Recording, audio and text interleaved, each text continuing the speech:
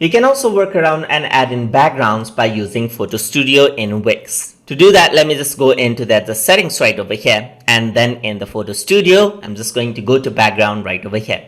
So backgrounds are simply like plain textures. Right now it's transparent, as you can see right over here, but if I were to choose something else like this color right over here, what will happen is that you can add in background right over here. So you can make the main picture a bit transparent and you'll be able to see that color of background right over there. So this gives in a different type of an effect, as you can see right over here. So transparent is transparent, as you can see right over here.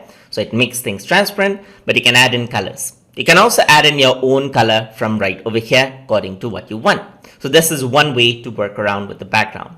The other one is the images, as you can see right over here. So you can also see more images right over here and then choose the one you like. So you can also mix out different images and use them as a background from the media manager as well. So let's say, for example, you want to add in this image right over here. I'm going to choose the file, and that file will be imported out as a background so that your main image is there as an overlay, as you can see. So you can choose different images which are already here, and that gives out a different type of an effect right over there, as you can see. So you can like change the level of transparency from right over here, just like that. So this is totally in background, and you can see that there's a bit of an overlay going on right over here.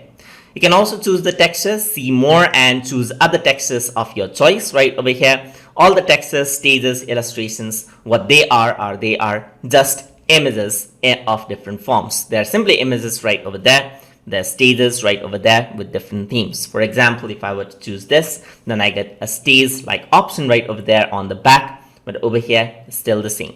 So you can also go for illustrations right over here, and that will be used as a background right over there. So you need to give a creative touch to your pictures right over there to make them look a bit different, a bit abstract, or a bit creative. Then what you can do is you can simply use background, and that's it to it. So that is how you can use Photo Studio background inside of Wix Photo Editor. So hope you guys learned something as always, and as always, please like, comment, share, and subscribe.